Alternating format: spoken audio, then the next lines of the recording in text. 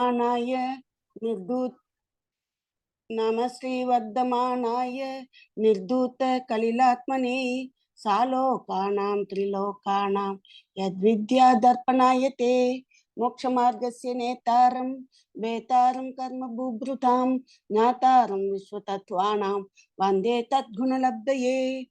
ओम नमः सिद्धेभ्यः, ओम नमः सिद्धेभ्यः, ओम नमः सिद्धेभ्यः। ओंकारं बिंदु संयुक्तं नित्यं ध्यायन्ति योगिनः कामदं मोक्षतं चैव ओंकाराय नमो नमः। अविरल शब्द गणौक प्रक्षालित सकल भूत कलंका मुनिभिः उपासित तीर्थाः सरस्वती हरतु नो दुरितान् अज्ञान तिमिरान्धानां ज्ञानाञ्जन शलाकया चक्षुरुन्मीलितं येन तस्मै श्री गुरवे नमः। श्री परम गुरवे नमः। परंपराचार्य श्री गुरवे नमः। सकल कलुष विध्वंसकं श्रेयसं परिवर्धकं धर्म संबंधकं भव्य जीव मन प्रतिपोधकारकं इदं शास्त्रं श्री श्रेणिक चरित्र नामधेयं एतन्मूल ग्रंथकर्तारः श्री सर्वज्ञ देवाः तदुत्र ग्रंथकर्तारः श्री गणधर देवाः प्रतिगणधर देवाः तेषां वचानुसारमासाद्य श्री शुभचंद्राचार्येण विरचितं सर्वे श्रोतारः सावधानतया शृण्वन्तु। मंगलं भगवान् वीरो मंगलं गौतमो गणि मंगलं कुंद कुंदाद्यो जैन धर्मोस्तु मंगलं सर्वमंगल मांगल्यं सर्वकल्याणकारकं प्रधानं सर्वधर्माणां जैनं जयतु शासनं जैनं जयतु शासनं जैनं जयतु शासனம்। அனைவருக்கும் வணக்கம். சென்ற பதிவுல இந்த மாதிரி அபயகுமார் எப்படி நந்தி கிராமத்து பிராமணர்களுக்கு உதவி பண்றாரு, எப்படி மன்னர் ஸ்ரேணிகர் கொடுக்குற ஒவ்வொரு ஆணையில இருந்தும் அவங்கள எப்படி காப்பாத்துறாருன்றத பார்த்துக்கிட்டே வந்தோம். கடைசியா பார்த்தது ஒரு சேவலை தனியா எடுத்தாந்து வச்சு சண்டை போட வைக்கணும் அப்படிங்கிறாரு ராஜா. அதுக்கு அபயகுமார் ஒரு கண்ணாடி எதிர வச்சு அதனோட பிரதிபிம்பத்தை பார்த்து சண்டை போடணும்னு சொல்லி கொடுக்குறாரு. அதே மாதிரி பண்ணதும் ராஜாவால ஒன்றும் பண்ண முடியல. ராஜாவுக்கு ரொம்ப ஆச்சரியமா இருக்குது, இவ்வளவு புத்திசாலிங்களா இந்த நந்தி கிராமத்து அந்தனர்கள், எப்படிதான் இவங்களை நம்ம சிக்க வைக்கிறதுன்னு புரியலையே அப்படின்னு சொல்லிட்டு அவங்களால ஒருபோதும் நிறைவேற்ற முடியாத கட்டளையை வழங்கணும் நாம அப்படின்னு முடிவு பண்றாரு. அப்படிங்கிறது வரைக்கும் நம்ம பார்த்தோம். இன்னைக்கு தொடர்ந்து பார்க்கலாம். इस प्रकार गंभीरता पूर्वक बहुत सोच विचार कर महाराजा ने अपने सेवक से कहा, तुम नंदीग्राम के विप्रों के पास जाकर कह दो कि वे शीघ्र ही भालू की एक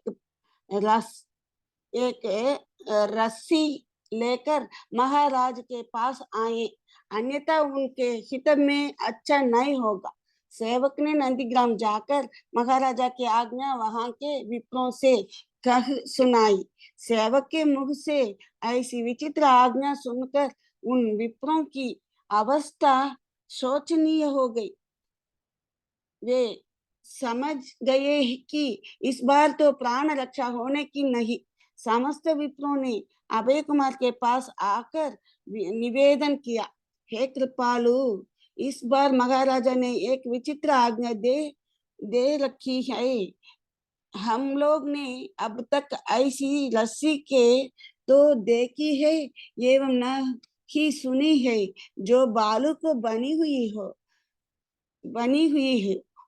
अब शिवाय आपके हमारी सुरक्षा करने वाला कोई दूसरा नहीं।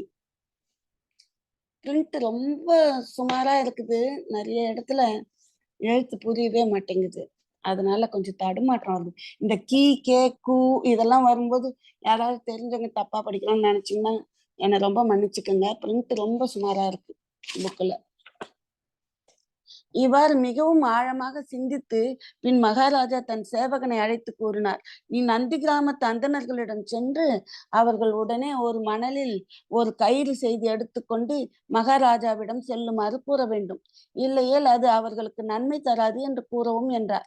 சேவகன் நந்தி கிராமத்திற்கு சென்று அங்குள்ள அங்குள்ள பிராமணர்களுக்கு மகாராஜாவின் ஆணையை தெரிவித்தார்.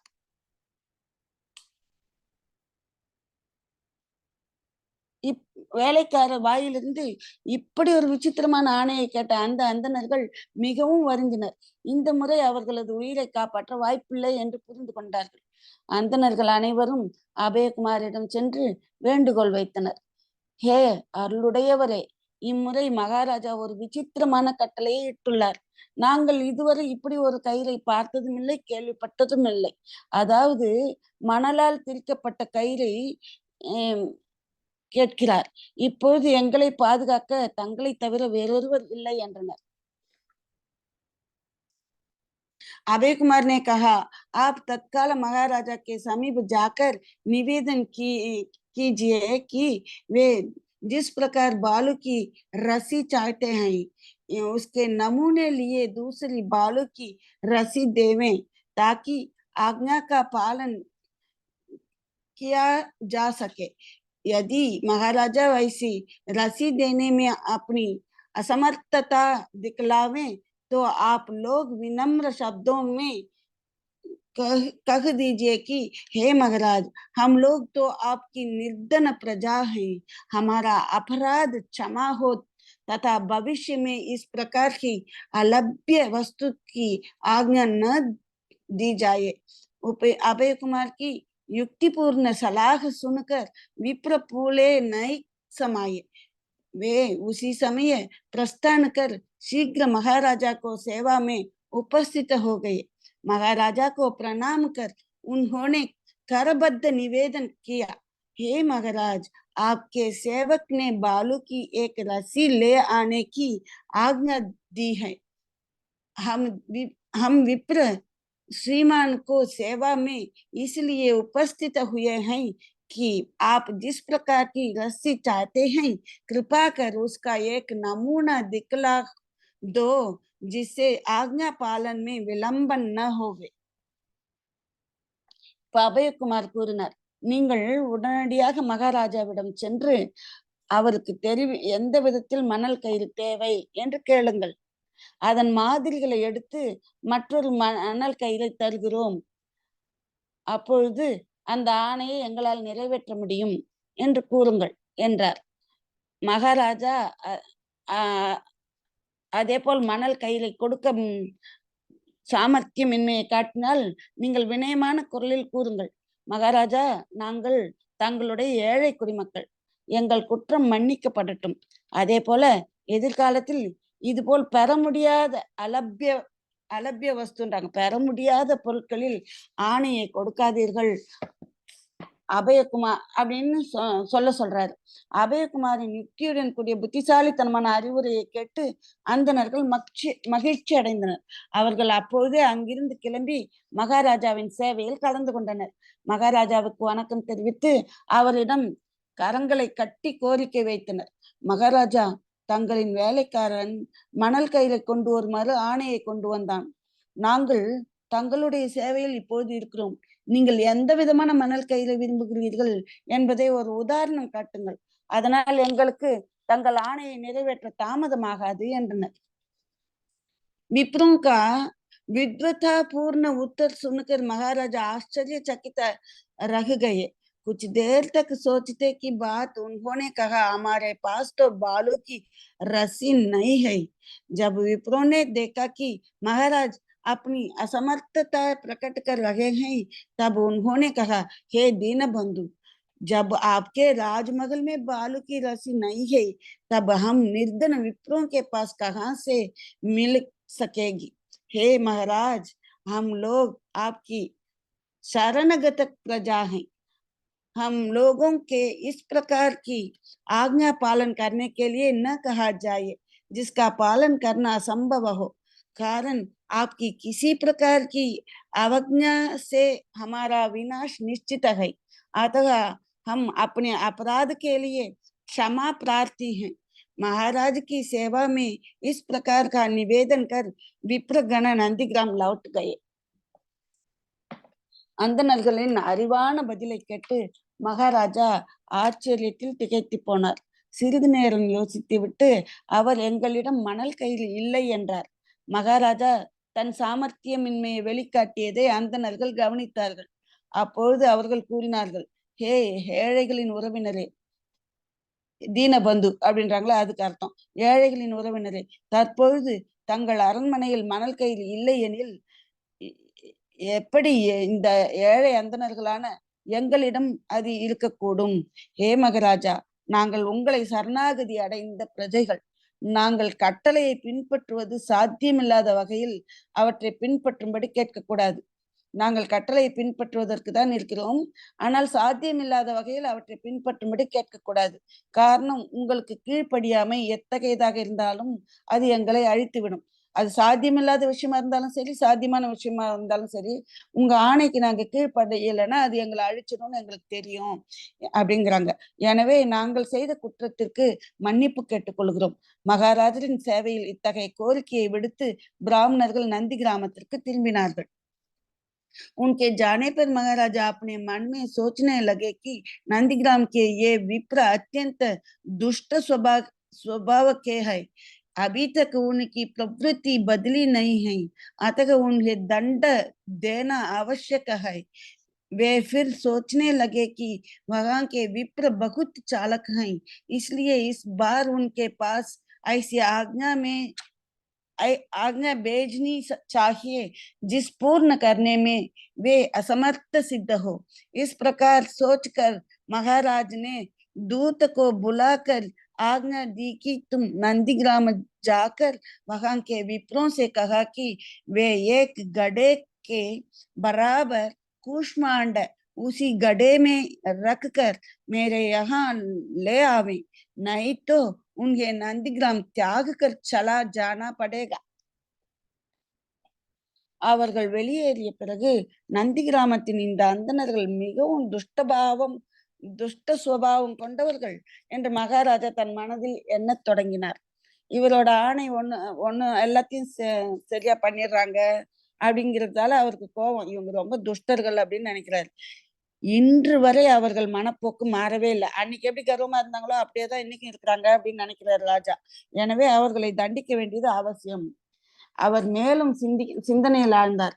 அந்த அந்தணர்கள் மிகவும் சாமர்த்தியசாலிகள். எனவே இந்த முறை அவர்களால் பூர்த்தி செய்ய முடியாத ஆணையை இட வேண்டும்.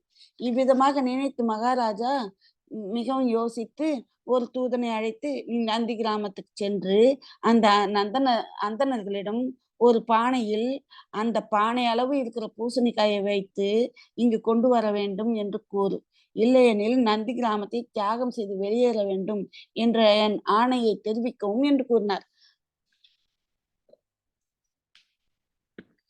उधर नंदीग्राम के विप्रों ने अपने मन में विचार किया कि अब हमारे ऊपर से महाराजा का कोप शांत हो गया है।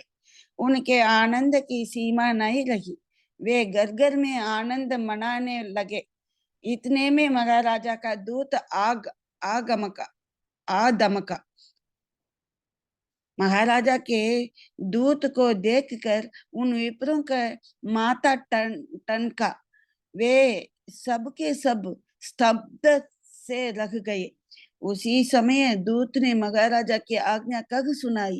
महाराज की आज्ञा सुनकर विप्रों के ऊपर मानो दुख का पहाड़ टूट पड़ा। वे किंकर्तव्य विमूढ़ से हो रहे।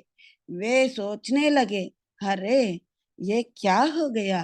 अभी अभी हमने अपने अपराध महाराज से क्षमा कराए हैं, किंतु हमारे ऊपर महाराज का क्रोध घटने के स्थान पर बढ़ता ही जाता है। हाय, अब हम क्या करें? महाराज को क्रोध क्यों बढ़ता जा रहा है, ये भी समझ में नहीं आता। क्या उनका हृदय पाषाण के समान कठोर हो गया है, जो हमारे इतने अनुनय विनय करने पर भी नहीं पसीजता। हम हतभागों के लिए इस संसार में कहीं भी शरण नहीं रखी। अब हम क्या करें एवं क्या नहीं करें, ये बड़ी विषम समस्या है। திருப்பி அவங்களுக்கு ரொம்ப கவலையில புலம்ப ஆரம்பிக்கிறாங்க. அங்கே நந்தி கிராமத்தை சேர்ந்த அந்தணர்கள் மகாராஜாவிற்கு தங்கள் மேல் இருந்த கோபம் தணிந்து விட்டதாக நினைத்துக் கொள்கிறார்கள். நம்ம இந்த மாதிரிலாம் சொல்லிட்டோமே, உங்களை கீழ்ப்படியாம இருக்க கூடாது. அதனால கிடைக்கிற பொருள வச்சு எங்களுக்கு ஆணையிடுங்க. கிடைக்க முடியாத பொருள வச்சு ஆணையிடாதீங்கன்னு நம்ம சொல்லிட்டோமே. அதனால ராஜா நம்மள மன்னிச்சுட்டார் போல இருக்குன்னு இவங்கலாம் நெனச்சுக்கிறாங்க. அவர்களின் சந்தோஷத்திற்கு அளவே இல்லை. ஒவ்வொரு வீட்டிலும் ஆனந்தத்தின் ரீங்காரம் கேட்டது. இந்த சமயத்தில் மகாராஜாவின் தூதன் அங்கே வந்தான். மகாராஜாவின் தூதனை பார்த்ததும் அந்தணர்களின் நெற்றி சுருங்கியது. அவர்கள் அனைவரும் திகைத்து ஸ்தம்பித்தனர். அவங்க நினைச்சாங்க ராஜா நம்மள மன்னிச்சுட்டாருங்க அப்படின்னு. ஆனா தூதனை பார்த்ததும் பயம் வந்துருச்சு. திருப்பி ஏதோ ஆணை வந்திருக்குதுன்னு ஒரு ஸ்தம்பனம் ஆயிட்டாங்க. இந்த நேரத்தில் தூதர் மகாராஜாவின் ஆணையை அறிவித்தார். மகாராஜாவின் ஆணையை கேட்டதும் அந்த அந்தணர்களின் மீது சோகத்தின் மலை விழுந்தது போல் இருந்தது. ஒரு பகாடு, ஒரு மலையே வந்து சோகமான மலையே வந்து தலை மேல விழுந்த மாதிரி இருக்குதாம். என்ன செய்வது என்று தெரியாமல் இருந்தார்கள். அவர்கள் யோசிக்க ஆரம்பித்தார்கள். ஹரே, என்ன நடந்து விட்டது? இப்பொழுதுதான் நம் நம் தவறுகளுக்கு மன்னரிடம் மன்னிப்பு கிடைத்தது. ஆனால் நம் மீது மன்னருக்கு கோபம் குறைவதற்கு பதிலாக அதிகமாகிறதே. ஹாய், இப்பொழுது நாம் என்ன செய்கிறது? மன்னரின் கோபம் ஏன் அதிகரிக்கிறது? இதுவும் கூட புரியவில்லை. நாம் இவ்வளவு தூரம் வினயமாக மன்றாடினாலும் அவர் உள்ளம் அசையாத கல்லை போல கடினமாக இருக்கிறதா? துரதிர்ஷ்டவசமாக நமக்கு இந்த உலகில் புகலிடம் இல்லை. இப்பொழுது நாம் என்ன செய்ய வேண்டும் அல்லது என்ன செய்யக்கூடாது? இது மிகவும் கடினமான பிரச்சனையாக இருக்கிறது. इस प्रकार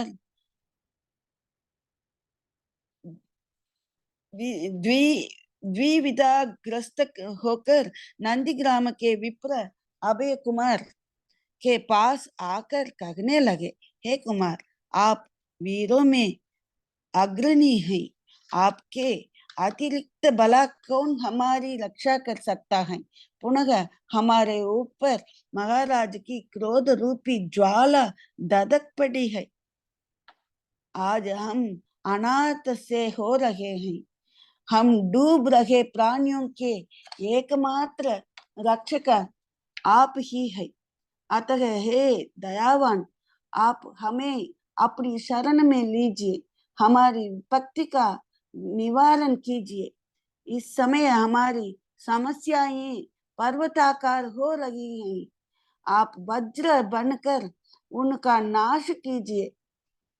हे दीनबंधु, लोक में जिस प्रकार समुद्र अपनी गंभीरता के लिए, हिमालय पर्वत अपनी अचलता के लिए, रवि अपने प्रताप के लिए, देवेंद्र स्वामित्व के लिए, चंद्रमा शीतलता के लिए, मर्यादा पुरुषोत्तम समवाय प्रियता के लिए एवं कामदेव अपने सौंदर्य के लिए प्रसिद्ध है, उसी प्रकार आप अपनी नम्रता, विद्वता तथा बुद्धिमता के लिए प्रसिद्ध हो रहे हैं।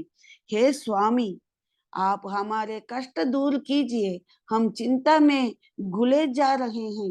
अब तक आपने हमारी रक्षा कर जिस योग्यता का परिचय दिया है, हम असहाय उसकी समुचित प्रशंसा भला क्या कर सकते हैं। अब आप ही हमारे संकटपूर्ण जीवन के एकमात्र अवलंबन है। हम आपकी शरण में आए हैं। रक्षा करना आपका काम है। आपके समान धन्य कोई हितकारी त्रिभुवन में हमें नहीं दिखलाई देता।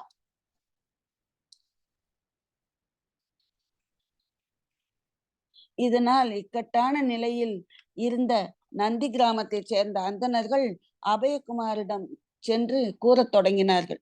ஹே குமார், தாங்கள் மாவீரர்களில் முதன்மையானவர். தங்களை தவிர எங்களை காப்பாற்றும்படியான பலவான் யார் இருக்கிறார்கள்? மீண்டும் மகாராஜாவின் கோபச் சுடர் எங்கள் மீது கொழுந்து விட்டு எரிகிறது. நாங்கள் அனாதைகளாக ஆகிக் கொண்டிருக்கிறோம். மூழ்கிக் கொண்டிருக்கும் பிராணிகளாகிய எங்களை தாங்கள் ஒருவர் மாத்திரமே காப்பாற்றுவதற்கு இருக்கிறீர்கள். எனவே ஹே கருணையுள்ளவரே, தாங்கள் எங்களுக்கு அடைக்கலம் தாருங்கள். எங்களுடைய ஆபத்தை தீர்த்து கொடுங்கள். இந்த சமயம் எங்கள் சங்கடங்கள் மலைகளின் அளவுகளாகி திகழ்கிறது. நீங்கள் இடி போல அதை அழித்து விடுங்கள். ஹே தீனபந்து, உலகின் கடல் அதன் ஆழத்திற்கு பெயர் பெற்றது போல ஹிமாலய பர்வதம் அதன் அசங்காத தன்மைக்கும், சூரியன் அதனுடைய தீட்சண்யத்திற்கும், தேவேந்திரன் அவரது சுவாமித்துவத்திற்கும், சந்திரன் குளுமைக்கும், மரியாதையான புருஷோத்தமர்கள் அவர்களுடைய நடுநிலைமைக்கும், காமதேவன் அவருடைய அழகிற்கும் பிரசித்தமாக இருக்கிறார்கள். அது போலவே தாங்களும் தங்கள் பணிவு, புலமை மற்றும் புத்திசாலித்தனத்தால் புகழடைந்துள்ளீர்கள். சுவாமி, எங்கள் கஷ்டங்களை தூரே தள்ளிவிடுங்கள். கஷ்டங்களிலிருந்து நிவாரணம் தாருங்கள். நாங்கள் கவலையால் தொலைந்து கொண்டிருக்கிறோம். இதுவரை நீங்கள் எங்கள் கஷ்டத்திலிருந்து எங்களை காப்பாற்ற எது தேவையோ அதையெல்லாம் அறிமுகப்படுத்தினீர்கள். நாங்கள் அவற்றை ஒருமுகமாக புகழ்வதால் என்ன செய்ய முடியும்? இப்பொழுது தாங்கள் மட்டுமே எங்கள் கஷ்டமான வாழ்க்கையில் துணையாக இருக்கிறீர்கள். நாங்கள் உங்களிடம் தஞ்சம் புகுந்தோம். எங்களை பாதுகாப்பது தங்களின் வேலை. தங்களுக்கு சமமான நன்மை செய்யும் இந்த மூன்று லோகங்களிலும் வேறு ஒருவர் இந்த மூன்று லோகங்களிலும் எங்களுக்கு காட்டப்படவில்லை. इतने में राज सैनिकों ने जामुन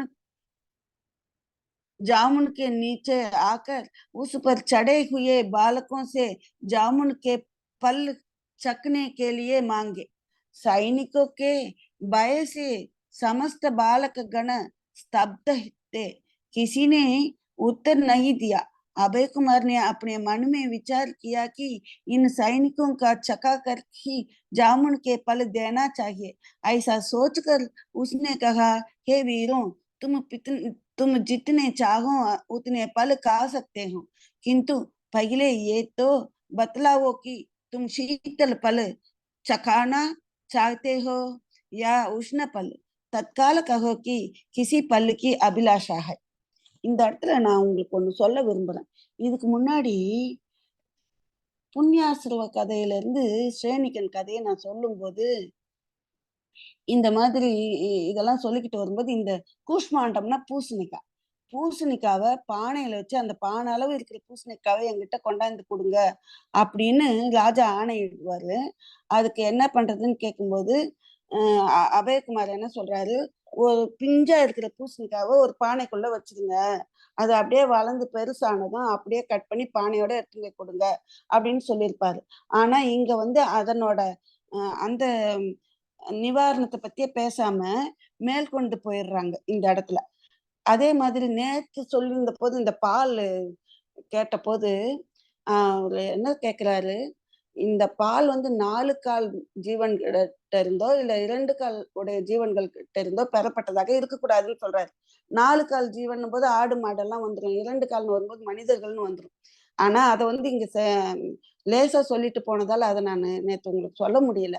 இது பழைய இதுல ஸ்ரேணிகன் கதை சொன்னனே அதுல இருக்குது.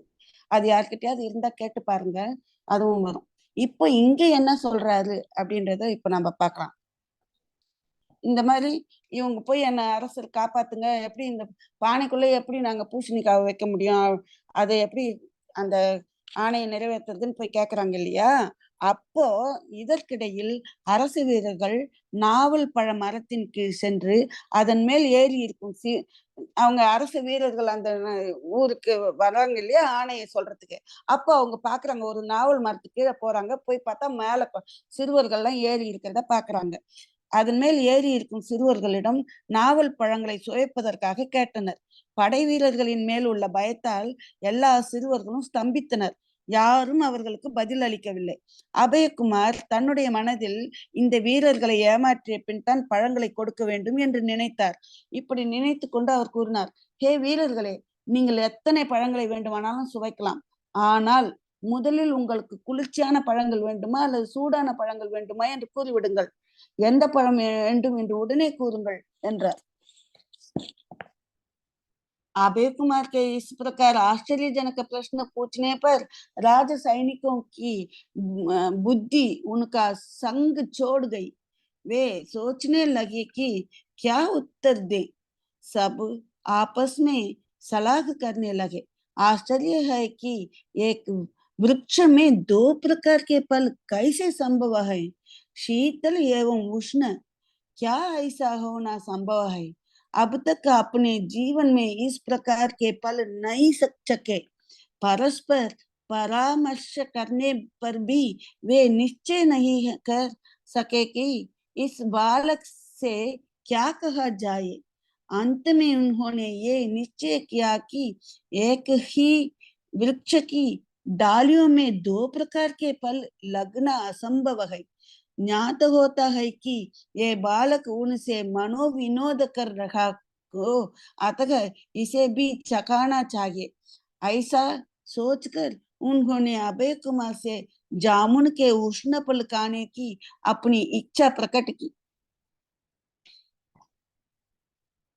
इधर இப்படி அபயகுமார் ஆச்சரியத்தை உண்டாக்கும் கேள்வியை கேட்டதும் அரச வீரர்களின் புத்தி அதனோட தொடர்பே இழந்துருச்சான். புத்தி அதாவது செயல் இழந்து போகுது. இந்த கேள்வியை கேட்டது இதுக்கு என்ன பதில் சொல்றதுன்னு தெரியாம புத்தி செயல் இழந்து போகுது. என்ன பதில் சொல்வது என்று யோசிக்க ஆரம்பித்தார்கள். ஒவ்வொருவரும் தங்களுக்குள் ஆலோசனை செய்ய தொடங்கினர். ஒரு மரத்தில் 2 வகையான பழங்கள் எப்படி சாத்தியம் என்று ஆச்சரியம் அடைந்தனர். குளிர்ச்சியானதாம், சூடானதாம். இப்படி நடப்பது சாத்தியமா? இதுவரை நம் வாழ்க்கையில் இப்படிப்பட்ட பழங்களை ருசித்ததில்லை. ஒருவரோடொருவர் இப்படி கலந்து ஆலோசித்த பின்னும் இந்த குழந்தைக்கு என்ன பதில் சொல்வது என்று முடிவு செய்ய முடியவில்லை. கடைசியில் ஒரு மரத்தின் கிளைகளில் 2 வகையான பழங்கள் வளருவது சாத்தியமில்லை என்று முடிவு செய்தனர். இருந்தாலும் அந்த குழந்தை தங்களுடன் மன வினோதங்களை செய்கிறது. உல்லாசமா கிண்டல் அடிச்சுக்கிட்டு ஏதோ நம்ம கிட்ட விளையாடுது அப்படின்றதால என்று தெரிந்ததாலும் அவனை ஏமாற்ற வேண்டும் என்றும் எண்ணினர். அப்படி எண்ணி அபயகுமாரிடம்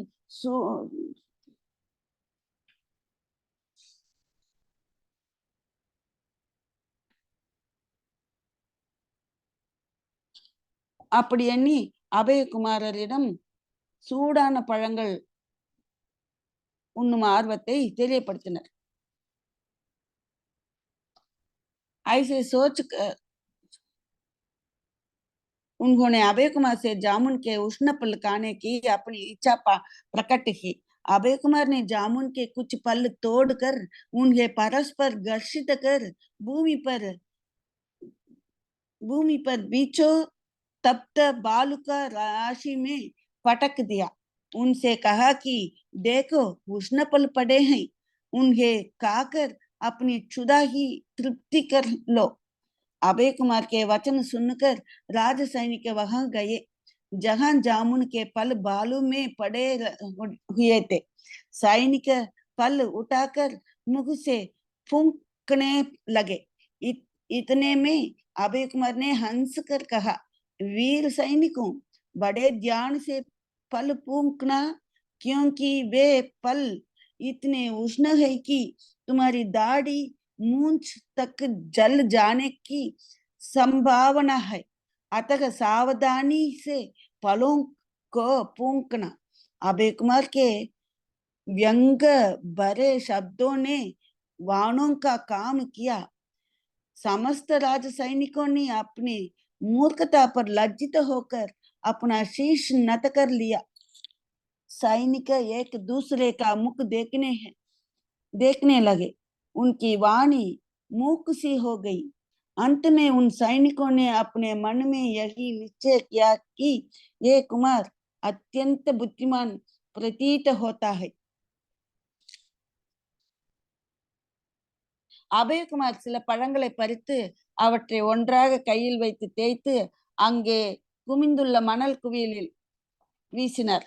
படைவீரனிடம் கூறினார், அங்கே பாருங்கள், அங்கே சூடான பழங்கள் கிடக்கின்றன, அவற்றை சாப்பிட்டு உங்கள் பசியை போக்கிக் கொள்ளுங்கள் என்றார். அபயகுமாரின் வார்த்தைகளை கேட்ட அரசு வீரர்கள் மணலில் நாவல் பழங்கள் கிடந்த இடத்திற்கு சென்றனர். வீரர்கள் பழங்களை வாயில் வைத்து ஊதத் தொடங்கினர். அதுல ஒட்டி இருக்கிற மணலை ஊத தொடங்கினார். அபயகுமார் சிரித்து கொண்டே கூறினார், வீர சைனிகர்களே, படை வீரர்களே, சைனிகர்கள்னா மிகுந்த கவனமுடன் பழத்தை ஊதுங்கள். இவ்வளவு உஷ்ணத்துடன் பழங்கள் இருப்பதால் உங்கள் தாடி மற்றும் மீசை எரித்துவிடும் வாய்ப்பு உள்ளது. எனவே பழங்களை கவனமாக ஊதுங்கள் என்றார். அபயகுமாரின் கிண்டலான வார்த்தைகள் அம்புகளாக செயல்பட்டன. அனைத்து அரச வீரர்களும் தங்கள் முட்டாள்தனத்தை உணர்ந்து கொண்டு வெட்கப்பட்டு தலை குனிந்தனர். வீரர்கள் ஒருவரை ஒருவர் பார்க்க ஆரம்பித்தனர். அவர்கள் குரல் ஊமை போல மாறியது. கடைசியில் இந்த குமாரர் மிகவும் புத்திசாலி என்ற அந்த வீரர்கள் முடிவு செய்தனர். इसके रूप गुण एवं बुद्धिमता पूर्ण वचनों से प्रतीत होता है कि इसी ने महाराज सैनिक के समस्त प्रश्नों का विद्वता पूर्वक समाधान किया है।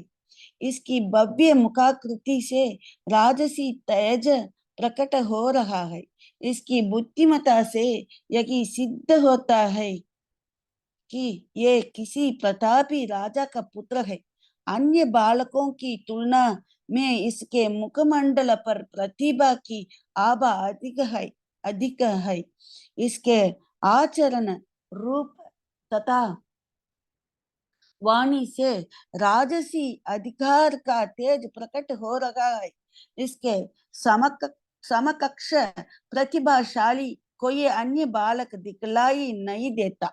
इसके ललाट की आभा, अंग प्रत्यंग की शोभा तथा विमुक्तकारी वाणी से यही सिद्ध होता है कि ये कोई राजपुत्र है। इसमें द्विज कुमार के लक्षण नहीं। इसी ऊहापोह में सैनिक पड़े हुए थी कि इतने इतने में किसी ने आकर बतलाया कि ये महाराजा सैनिक के पुत्र राजकुमार अभय कुमार है।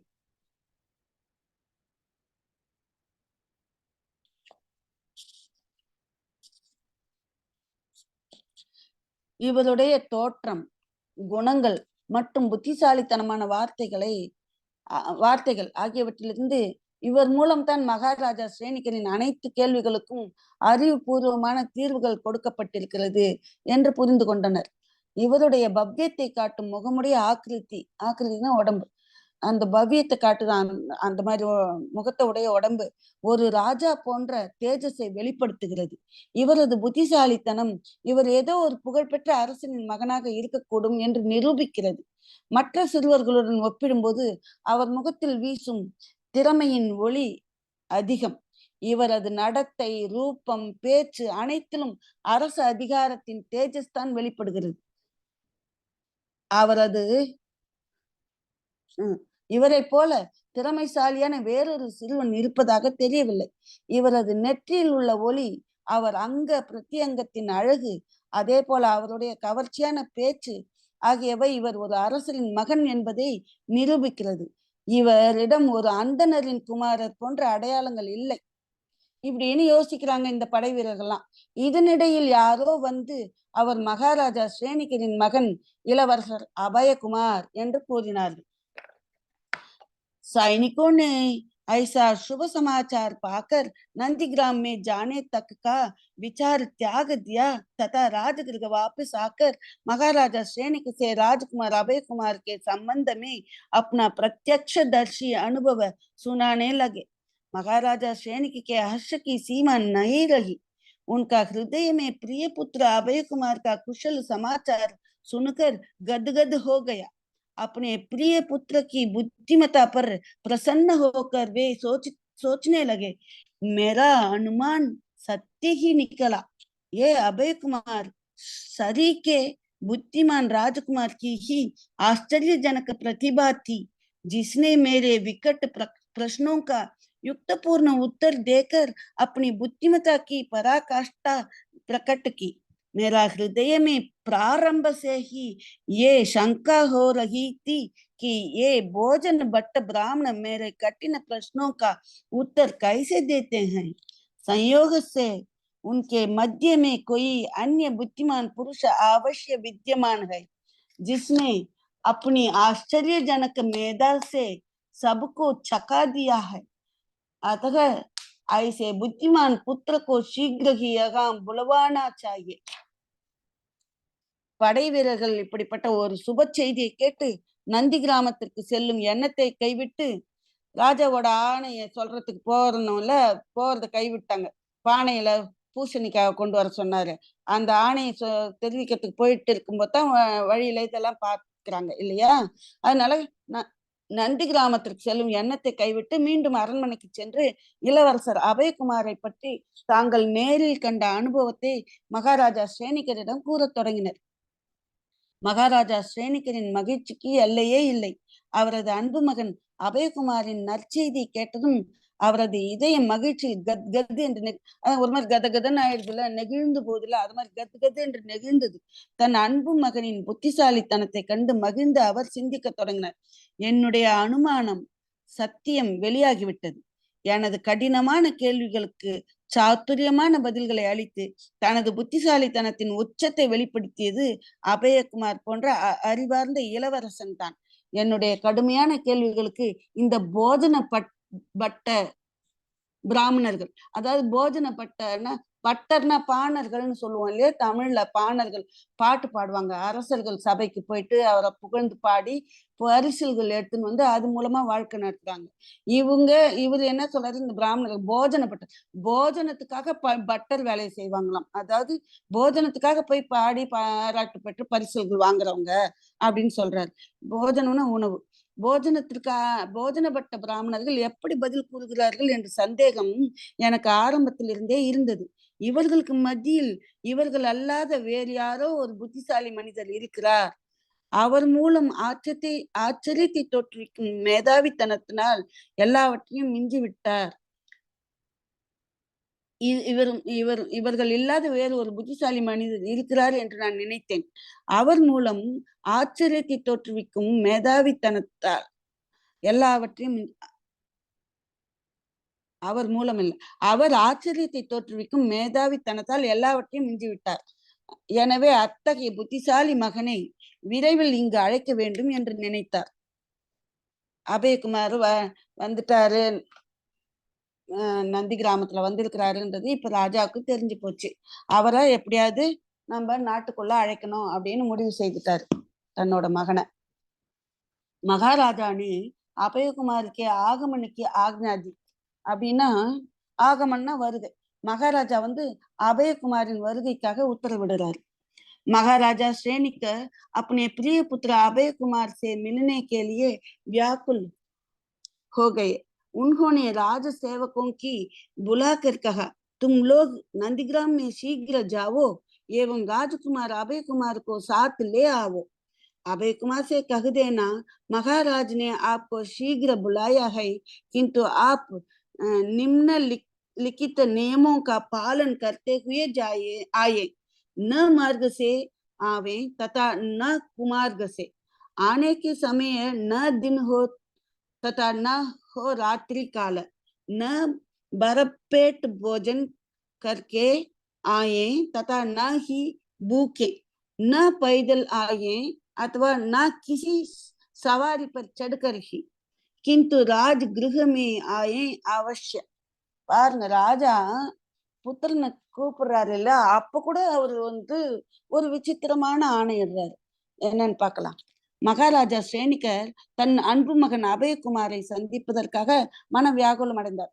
கவலை ஆயிடுச்சு அவருக்கு. எவ்வளவு நாள் ஆச்சு, அவனை எப்ப சந்திக்க போறோம்னு கவலை வந்துருச்சு.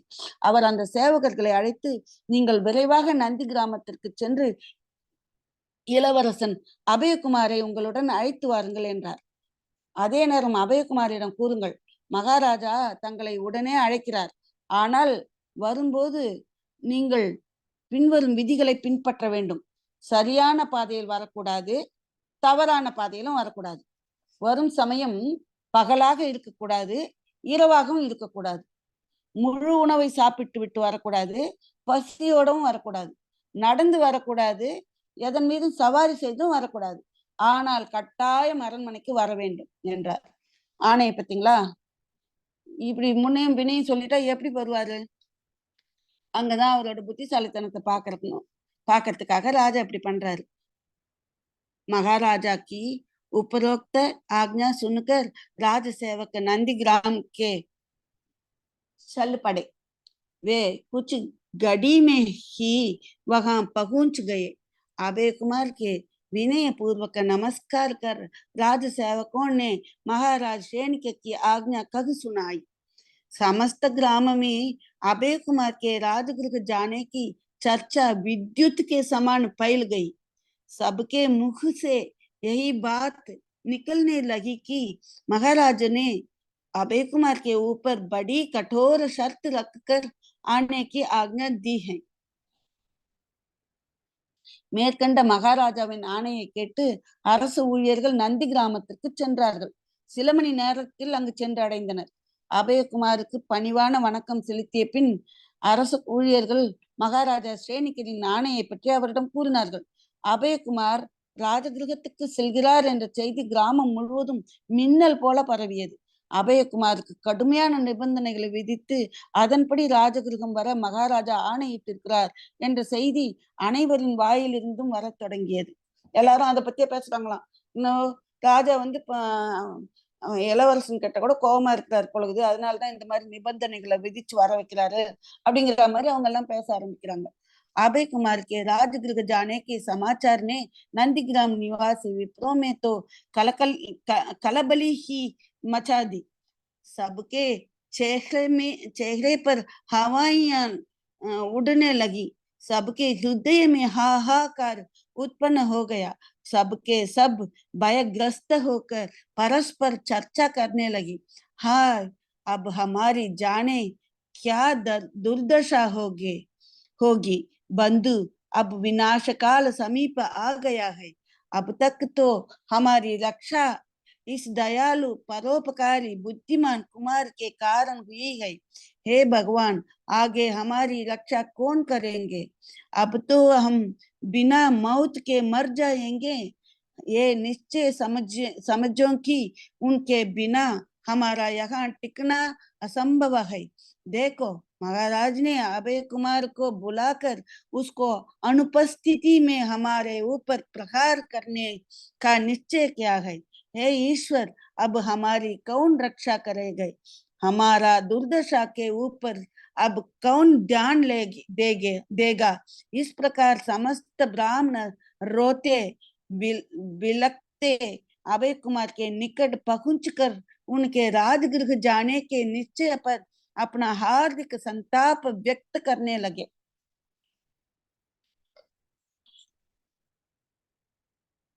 அபயகுமார் ராஜகிருகத்திற்கு செல்லும் விஷயம் நந்தி கிராமத்தில் வசிக்கும் பிராமணர்களிடையே அவர்களுக்காகவோ அவர்கள் களபலிக்காகவோ என்று மிகுந்த பீதியை ஏற்படுத்தியது. ராஜகுமார் அபயகுமார் வந்து போயிட்டாருன்னா இவங்களை களபலி ஆக்கிடுவாரு ராஜா. அதுக்கப்புறம் நம்மளுக்கு கொடுக்குற ஆணையில இருந்து காப்பாற்ற முடியாது, நம்ம களபலியா தான் ஆக போறோம் அப்படின்ற ஒரு மிகுந்த பயம் வந்துட்டான். எல்லார் முகத்தில் இருந்தும் வதந்தி வீச தொடங்கியது. எல்லார் வாயிலிருந்தும் இந்த மாதிரி, பாருங்க, ராஜா அவரை கூப்பிட்டு இருக்கிற விதத்திலே தெரியுது, நம்ம மேல இருக்கிற கோபத்துலதான் ராஜா இப்படி எல்லாம் ஆணை கொடுத்திருக்காரு அப்படின்னு தோணுது போல இருக்கு. அப்படி எல்லாம் பேசுறாங்களாம். அனைவரின் இதயத்திலும் ஹா ஹா என்ற கூக்குரல் எழுந்தது. எல்லோரும் பயந்து போய் தங்களுக்குள் பேசிக்கொள்ள ஆரம்பித்தார்கள். ஐயோ, நம் நிலை என்னவாகும் என்று யாருக்கு தெரியும்? உறவுகளே, அழிவு காலம் இப்பொழுது நெருங்கி வந்துள்ளது. இன்று வரை நாம் இந்த தயால குணமுள்ள பரோபகாரியான புத்திசாலியான குமாரன் மூலம்தான் பாதுகாக்கப்பட்டுள்ளோம். ஹே பகவான், இனி யார் எங்களை காப்பாற்றுவார்கள்?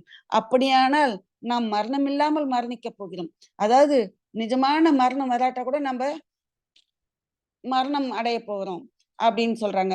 அதாவது புத்தி பூர்வமா மரணம் அடைஞ்சிட்டாங்கன்னா அப்படித்தானே நடமாடும் பிணங்கள்னு சொல்லுவாங்கல்ல, அது மாதிரி மரணமே வராம நம்ம மரணிக்க போகிறோம். அவர் இல்லாமல் நம்ம இங்க வாழ்வது சாத்தியமில்லை என்பதை உறுதியாக புரிந்து கொள்ளுங்கள்.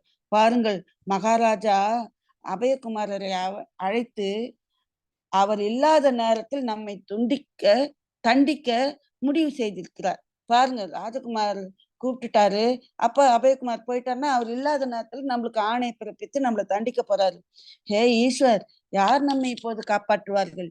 இனி எங்களின் துர்தசையை யார் கவனிப்பார்கள்? இப்படி பிராமணர்கள் அனைவரும் அபயகுமாரர் அழுது அரண்மனைக்கு செல்ல அவர் எடுத்த முடிவிற்காக தங்களின் மனமார்ந்த வருத்தத்தை தெரிவிக்க ஆரம்பித்தனர். अभय कुमार ने द्विजगणों को आश्वासन देते हुए कहा, प्रिय द्विजगणों, द्विजगणना अंदनர்கள், द्विजगणங்கள்னா பிராமணர்களே, பிராமண குழுவே அப்படின்னு கூப்பிடுறது. आप लोग इतने अधीर क्यों हो रहे हैं? मैं महाराज की आज्ञा के अनुसार राजगृह जाऊंगा। आप लोग इस ओर से निश्चिंत रहे, क्योंकि मुझे आप लोगों के हित का सदा ध्यान रहेगा। इस प्रकार नंदीग्राम के द्विजगणों को धीरज बंधाकर अभय कुमार ने एक रथ मंगवाया। उस पर एक चौका बंधवा दिया। सूर्य के अस्ताचलगामी होते ही संध्या के प्रारंभ काले में अभय कुमार ने रथ के चींके पर बैठकर उसके पहिए मार्ग एवं कुमार्ग में चलाकर अनेक नंदीग्राम वासी द्विजगणों के साथ राजगृह के लिए प्रस्थान किया. அபயகுமார் அந்தணர்களை ஆஸ்வாதனம் செய்யறதுன்னு சமாதானம் பண்றது, கவலைப்படாதீங்க அப்படின்னு ஆஸ்வாதனம் செய்யறது கூறினார். அன்புள்ள அந்தணர்கள் குழுவே, நீங்கள் ஏன் இவ்வளவு தைரியம் இழந்து இருக்கிறீர்கள்? மகாராஜாவின் ஆணைப்படி நான் அரண்மனைக்கு செல்வேன். உங்கள் நலனை நான் எப்பொழுதும் கவனித்துக் கொள்வேன் என்பதில் நீங்கள் உறுதியாக இருக்க வேண்டும். இவ்வாறே அபயகுமார் நந்தி கிராமத்தை சார்ந்த பிராமணர்களிடம் தேர் ஒன்றை கேட்டார். அதில் ஒரு துணி கட்டப்பட்டிருந்தது. அது என்னவோ ஒரு சோங்கா அப்படின்னு சொல்றாங்க. அது என்னன்றது தெரியல. துணின்றது வரைக்கும் தெரியுது. ஆனா அது எப்படி, அது என்ன மறைப்பு மாதிரி போடுவாங்களா தேர்ல, அந்த மாதிரி நினைக்கிறேன் நான். சூரியன் அஸ்தமனம் ஆகும்போது எப்ப போறாரு பாருங்க, பகலும் இருக்கக்கூடாது ராத்திரியும் இருக்கக்கூடாதுன்னு சொன்னாரு இல்லையா? அதே மாதிரி எந்த இதுலயும் ஏறி வரக்கூடாது, வாகன குதிரை யானை அந்த மாதிரி ஏறி வரக்கூடாதுன்னாரு இல்லையா? அதனால தேரை வாங்குறாரு. தேர்ல ஒரு துணி கட்டுறாரு போல இருக்கு. அதாவது தேருக்குள்ள உட்காந்து வந்தா தானே ஏதோ ஒரு வாகனத்துல வர மாதிரி இருக்கும். அதனால தேர்ல துணியை கட்டி விட்டுறாரு. அந்த உட்கார்ற இடத்துல யாருக்கும் தெரியாது யார் உட்காந்துருக்காங்கன்ற மாதிரி இல்லாம. அப்புறம் சூரியன் அஸ்தமாகிற போது, அப்பதான் சந்தியா காலத்தோட ஆரம்ப நேரம். அப்ப அது ராத்திரியும் இல்லை பகலும் இல்லை. அந்த நேரத்துல அந்த ரதங்களோட கம்பி மேல உட்காந்துக்கிறாரு. அவர் ரதத்துக்குள்ள உட்காந்தா வாகனத்துல வந்த மாதிரி இருக்கும். ஆனா இந்த கம்பி சக்கரத்து மேல கம்பி வச்சிருப்பாங்கல்ல, ஒரு புடி கம்பி மாதிரி, அது மேல ஏறி உட்காந்துக்கிட்டு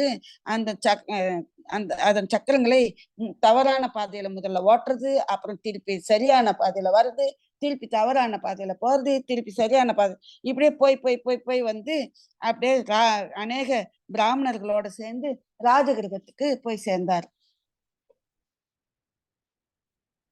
ஒரு 5 நிமிஷம் இருக்கு,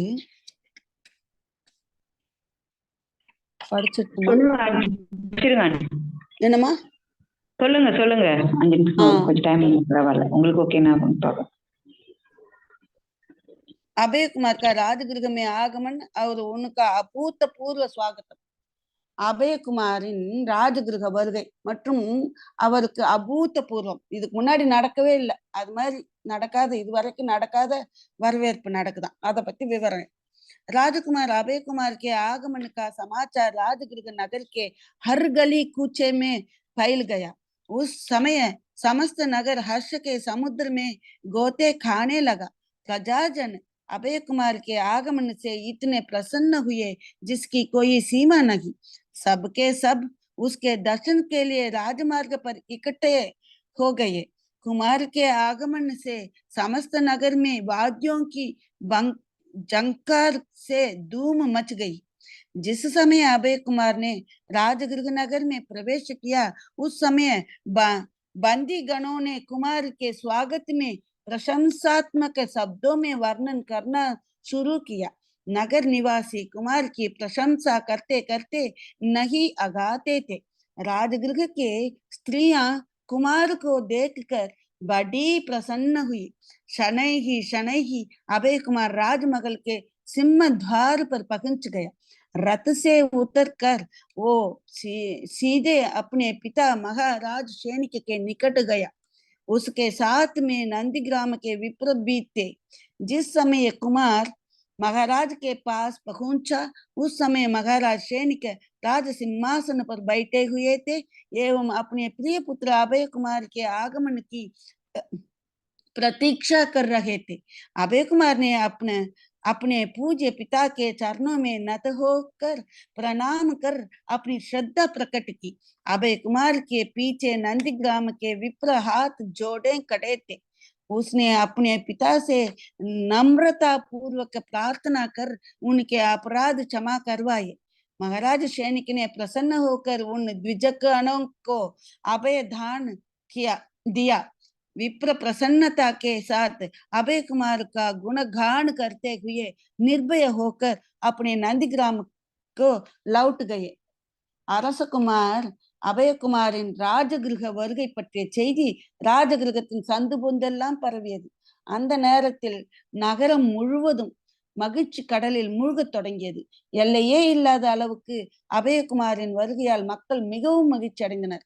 அவரை பார்க்க அனைவரும் ராஜபாட்டையில் கூடினார்கள். ராஜமார்க்கத்துல அவர் வந்துட்டு இருக்கிறார் இல்லையா, உடனே எல்லாரும் அப்படியே கூட்டமா வந்துட்டாங்க.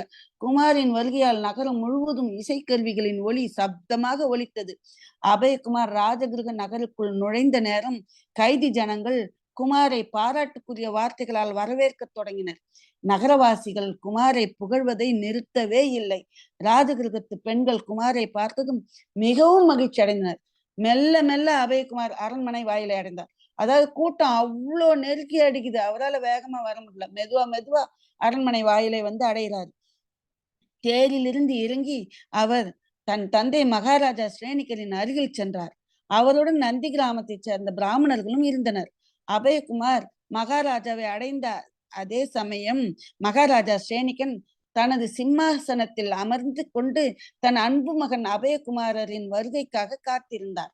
அபயகுமார் தனது மரியாதைக்குரிய தந்தையின் பாதங்களில் பணிந்து தனது மரியாதையை வெளிப்படுத்தினார். அபயகுமாரின் பின் நந்தி கிராமத்து அந்தணர்கள் கைகள் கூப்பியவாறு நின்றிருந்தனர். அபயகுமார் தன் தந்தையிடம் அவர்கள் பாவங்கள் மன்னிக்கப்பட வேண்டும் என்று பணிவுடன் வேண்டிக் கொண்டார். மகாராஜா ஸ்ரேனிகன் மகிழ்ச்சி அடைந்து அந்த அந்தணர்களுக்கு அபயதானம் தந்தார். அந்தணர்கள் மகிழ்ச்சியுடன் அபயகுமாரின் குணங்களை பாடி பாராட்டிவிட்டு அச்சமின்றி நந்தி கிராமத்துக்கு திரும்பினர். हे महाराजा ने अभय कुमार की प्रशंसा करते हुए कहा, हे पुत्र, तुम्हारे समान कोई अन्य विद्वान तथा लोकहितकारी पुरुष मुझे संसार में दिखलाई नहीं देता। ये तुम्हारी ही बुद्धिमता का प्रताप था जिससे नंदीग्राम निवासी द्विजगणों की राजकोप से रक्षा हो पाई है, अन्यथा उनका तो विनाश निश्चित था। ये तुम्हारी बुद्धि को विलक्षणता थी, प्रतिभा की दूरदर्शिता की थी, जिसने मेरे समस्त प्रश्नों का युक्ति संगत समीचीन उत्तर देकर मुझे आश्चर्यचकित कर दिया। क्या इस प्रकार पांडित्यपूर्ण उत्तर देना किसी अन्य पुरुष के लिए संभवतः तुम्हारी विलक्षण प्रतिभा को देखकर मैं आश्चर्य प्रकट करता हूँ। बकरा, बाबड़ी, गजराज, काष्ठ लकड़ी, तेल, दुग्ध, बालू की रस्सी आदि के संबंध में मेरे जटिल से जटिल प्रश्नों का सहज सरलता से सटीक समाधान प्रस्तुत करते हुए तुमने अपनी असाधारण विद्वता प्रदर्शित की है। यही नहीं, अंत में यह आते समय मार्ग में पालन करने के लिए रखी गई मेरी गूढ़ से गूढ़ शर्तों को तुमने अनायास पूर्ण किया, अतः तुम्हारी जितनी भी प्रशंसा की जाए वो अल्प है। மகாராஜா அபயகுமாரை பாராட்டி, ஹே மகனே, உலகில் உன்னை போன்ற வேறொரு வித்வான் இந்த லோகத்திற்கு நன்மை செய்யும் மனிதர் நான் இதுவரை பார்க்கவில்லை. அது உன் புத்திசாலித்தனத்தின் பெருமையால் தான் நந்தி கிராம வாசிகள் அந்தணர்கள் ராஜகோபத்திலிருந்து பாதுகாக்கப்பட்டார்கள். இல்லை என்றால் அவர்களுக்கு அழிவு நிச்சயிக்கப்பட்டதாக இருந்தது. உன் அறிவுத்திறன் அசாதாரணமானது. உன் மதிநுட்பம் தொலைநோக்குடையது. இது எனது எல்லா கேள்விகளுக்கும் சுருக்கமான பதில்களை அளித்து என்னை ஆச்சரியப்படுத்தியது. வேறு எந்த மனிதனாலாவது இப்படிப்பட்ட அறிவார்ந்த பதிலை சொல்ல முடியுமா? உன்னுடைய அற்புதமான மதிநுட்பத்தை பார்த்த பின் என் வியப்பை வெளிப்படுத்துகிறேன்.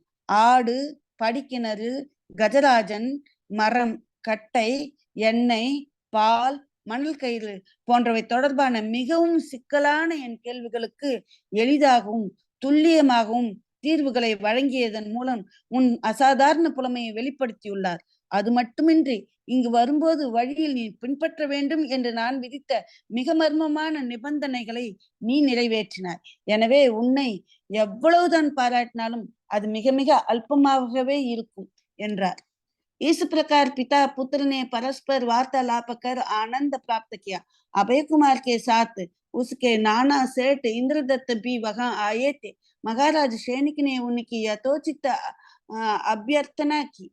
योग्य पिता के योग्य पुत्र को देखकर समस्त सभासद एवं प्रजाजन उनकी सूर्य एवं चंद्र से तुलना करने लगे।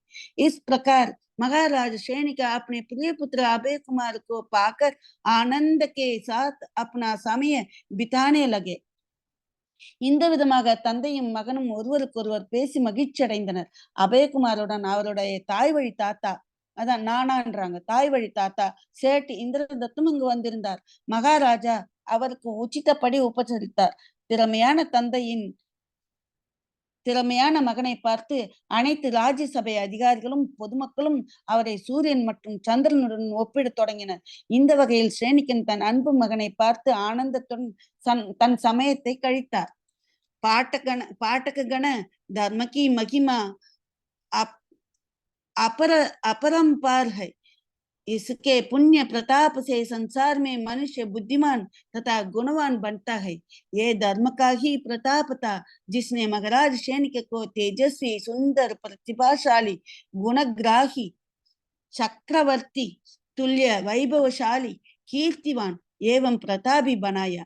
ये स्वयं सिद्ध है कि महाराज सैनिक तथा अभय कुमार ने अपने पूर्व जन्म में अपूर्व धर्म कार्य किए थे, जिनके प्रभाव से इस जन्म में उन्होंने उत्तम उत्तम गुणों से युक्त होकर सुख संपत्ति तथा वैभव की प्राप्ति की। सच तो ये है कि धर्म की आराधना करना प्रत्येक श्रेष्ठ विचारशील का कर्तव्य होना चाहिए। धर्म ही संसार का आधार है। अब तक जितने साधुगण हुए हैं सबने निशंक होकर धर्म की महानता स्वीकार ली है। जो पुरुष श्रद्धा पूर्वक धर्म कार्य में संलग्न रहेगा वो इस लोक में संसार के वैभव एवं सुखों को भोग कर पारलौकिक सुखों को भी प्राप्त करेगा, अर्थात संसार के ब्रह्मजाल से मुक्ति पा अनंत अक्षय सुख को भोग कर अपना जीवन सफल करेगा। अतः प्रत्येक भव्य पुरुष को चाहिए कि वो उत्कृष्ट फलों के प्रदाता एकमात्र सारवान वस्तु धर्म की सतत आराधना कर मनवांचित फल की प्राप्ति करें। வாசகர்களே, தர்மத்தின் பெருமை எல்லையற்றது. அதன் மகிமையால் மனிதன் உலகில் அறிவாளியாகவும் நல்லொழுக்கமுள்ளவனாகவும் ஆகிறான்.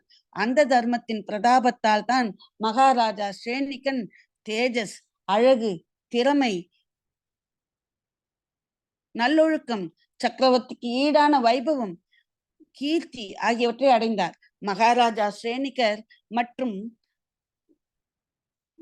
அபயகுமார் ஆகியோர் தங்கள் முந்தைய பிறவியில் அற்புதமான தர்ம செயல்களை செய்திருக்கிறார்கள் என்பது சுய நிரூபணம் ஆகும். அதன் காரணமாக அவர்கள் இந்த பிறவியில் சிறந்த குணங்களை கொண்டு மகிழ்ச்சியையும் செல்வத்தையும் பெருமையையும் அடைந்தனர். தர்மத்தை ஆராதனை செய்வது ஒவ்வொரு சிறந்த சிந்தனையாளரின் கடமையாக இருக்க வேண்டும் என்பதே உண்மை. தர்மம் தான் உலகத்தின் ஆதாரம், அடிப்படை. மகான்கள் இருந்தவரை அனைவரும் தர்மத்தின் மகத்துவத்தை சந்தேகமின்றி ஏற்றுக்கொண்டார்கள். தர்ம செயல்களில் பக்தியுடன் ஈடுபடும் மனிதன் இவ்வுலகில் உலக ஆடம்பரங்களையும் இன்பங்களையும் அனுபவித்துவிட்டு பரவுலக இன்பங்களையும் அடைவான். அதாவது உலக மாயைகளில் இருந்து விடுபட்டு அனந்த அழியாத சுகத்தை அனுபவிப்பான். அவன் வாழ்க்கை வெற்றி அடையும். எனவே சிறந்த பலன்களை வழங்கும் ஒரே அத்தியாவசியமான தர்மத்தை தொடர்ந்து ஆராதிப்பதன் மூலம் ஒவ்வொரு பவ்ய புருஷனும் விரும்பிய பலனை அடைவான் அப்படின்னு ஆச்சாரியர் தர்மத்தை உபதேசித்து இந்த அத்தியாயத்தை முடிக்கிறாரு. 6வது அத்தியாயம் இதோட முடியுது. நாளைக்கு தொடர்ந்து பார்க்கலாம். அனைவருக்கும் நன்றி, வணக்கம்.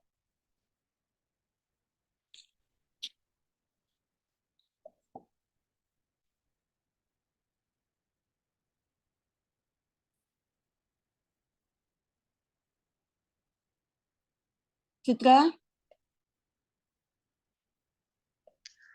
ஹலோ சித்ரா முடிச்சிட்டோமா? Prabha aunty. Okay oh aunty, பிரபாவா? ஓகேம்மா, தேங்க்யூம்மா, தேங்க்யூ. நல்லா இருந்தது ஆண்டி, தேங்க்யூ ஆண்டி.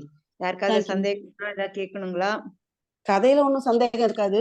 சரியா ம். காதுல விழுந்தா, தெளிவா இருந்ததா, விழுந்தது படிச்சதுன்றது சொன்னா போதும். விழுந்தது ஆண்டி. நல்லா தான் விழுந்தது. நல்லா ஓகேம்மா. கண்டு விழுந்தது விழுந்தது ஆண்டி. ஓகேம்மா. Thank you. Thank you aunty. சனி, ஞாயிறு கூட நீங்க எடுத்துறீங்களா ஆண்டி? ஆண்டி இல் புனர்மலையில இருக்காங்க. இல்லம்மா. நான் ஒரு நாள் தாம்மா எடுக்க முடியும். சனிக்கிழமை ஓகே, நான் ஓகே. யாத்திரைக்கு கிளம்புறேன். சரி, சரி. எங்க ஒரு யாத்திரைக்கு வாரம் போறீங்களா? ஒரு வாரம். யாத்திரைக்கு போறோம். மத்திய பிரதேஷ் அது. ஓகே, ஒரு ஓகே, வாரம் ஓகே. ஆயிடும். நான் 30th தான் திரும்பி வரேம்மா. சரி, சரி. நோ அதுக்கப்புறம் ப்ராப்ளம். நான் ஒண்ணு ம். சொல்லணும்னு நெனச்சேன். அதுக்கப்புறம் ஆ, வந்து அவரு ரிசைன் பண்ணிடுவாரு பிரவச்சனம் அப்டின்னா, எனக்கு ஆ. நடுவுல ஒவ்வொரு நாள் குடுத்தா செய்றேன். இல்லன்னா இதே மாரி ரெக்கார்ட் பண்ணி நான் உனக்கு அனுப்பிடுறேன். நீ குரூப்ல போட்டுக்கலாம். ஆக ஓகே, ஓகே. மொத்தம் இந்த புக்க நான் முடிச்சிடுறேன். எப்படி ஓகே. விருப்பமோ அப்படி செய்யுங்க. சரியா? சரிங்க. ஓகே ஆண்டி, ஏன்னா ஓகே ஆண்டி. இப்பதான் 70 பக்கம் முடிச்சிருக்கிறேன். 70 ஓகே. பக்கத்துக்கிட்ட வந்திருக்கேன். ஆனா 230 பக்கம் இருக்குது இந்த புக்ல.